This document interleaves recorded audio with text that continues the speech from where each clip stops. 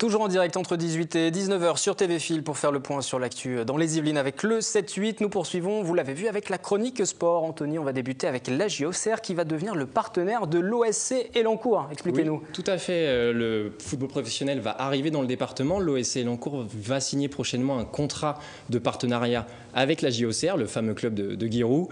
Pour en parler, le président de l'OSC est avec nous sur ce plateau. Monsieur Leduc, bonsoir. Bonsoir.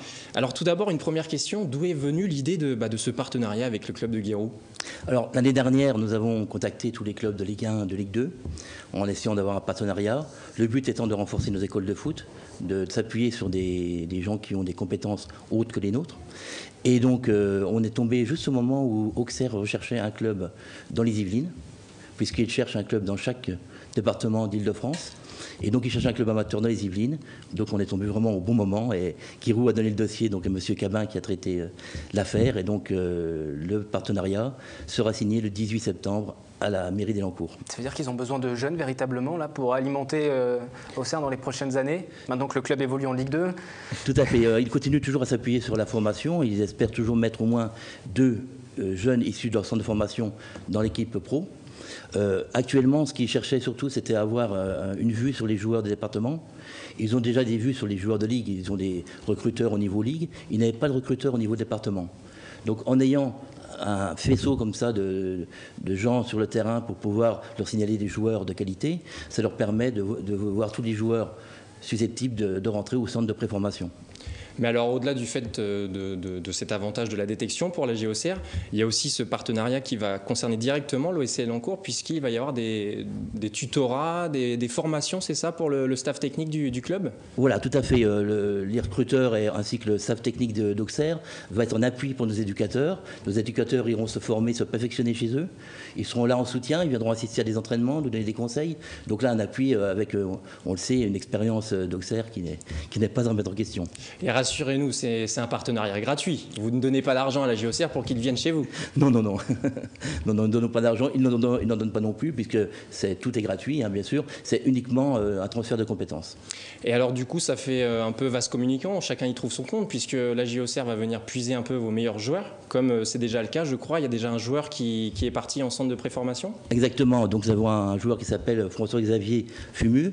Il est parti à partir des U15. Il était en U15 chez nous, donc formé depuis le plus jeune âge. Il a actuellement 15 ans. Voilà, 15 ans, U15 c'est moins de 15 ans. Moins de 15 ans voilà, tout à fait. Donc il est actuellement en U19 nationaux, donc il est titulaire. Il a même fait un match amical vendredi avec l'équipe première, donc avec les pros. Il a joué un quart d'heure en fin de match. Voilà, donc c'est un joueur qui est en pleine... je dirais en pleine réussite actuellement. Je pense qu'il a un avenir à l'AJ Auxerre. Et avec ce partenariat, vous espérez augmenter justement le nombre de licenciés au sein du club?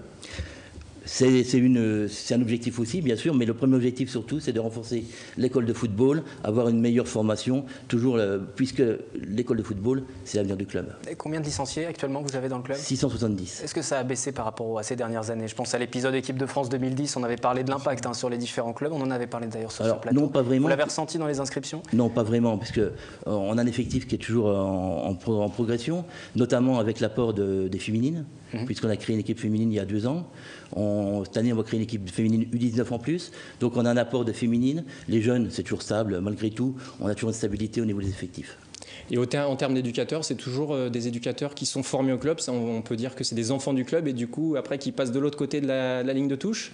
Alors, majoritairement, c'est ce qu'on veut. C'est la politique du club, c'est de dire, voilà, on a les joueurs au club, ils arrivent en senior ou même en U19. Et après, ils participent à la vie du club. C'est-à-dire qu'ils vont participer, ils vont faire des stages, former au niveau éducation et surtout être là pour nos jeunes. Et c'est votre premier partenariat de ce type, justement, avec un club professionnel? Oui, c'est la première fois dans l'histoire du club. Et il y avait une obligation ou pas?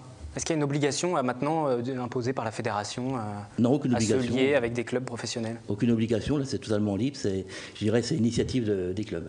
Est-ce que les autres clubs de Saint-Quentin-en-Yvelines font de même? Vous avez discuté entre vous? Parce que là, vous liez avec un club situé un petit peu loin de Saint-Quentin-en-Yvelines, un petit peu loin du département. Est-ce que vous discutez aussi avec les autres clubs du département? Oui, tout à fait. D'autres clubs du département ont des partenariats, alors certains avec Sochaux, d'autres avec PSG, bien sûr, notamment Trappi doit être lié avec PSG. Après, c'est très difficile d'avoir des partenariats avec les clubs. Il faut savoir que beaucoup de clubs pro ont déjà des liens avec des clubs amateurs, et c'est vrai qu'il faut vraiment une opportunité comme celle qu'on a eue avec Auxerre pour que ça réussisse. Et signature le 18 septembre. Le 18 septembre, En à la présence de mairie Giroud. d'Elancourt. Est-ce que Giroud viendra? Alors, Giroud était prévu, il devait venir. Malheureusement, il est toujours consultant pour une chaîne cryptée. Et donc, il y a un match de Coupe d'Europe ce soir-là, donc on n'aura pas la chance de le voir. Et d'ailleurs, il y a un match aussi national, hein, cette fois-ci. Demain, votre pronostic pour la rencontre de l'équipe de France, éliminatoire? Une victoire, 1-0. Anthony, allez-y. 2-0 pour la France. 2-0 pour la France. On vérifiera ça lors de la prochaine page de sport. Merci Jean-Pierre Leduc d'être venu. Anthony, on va continuer cette chronique sport.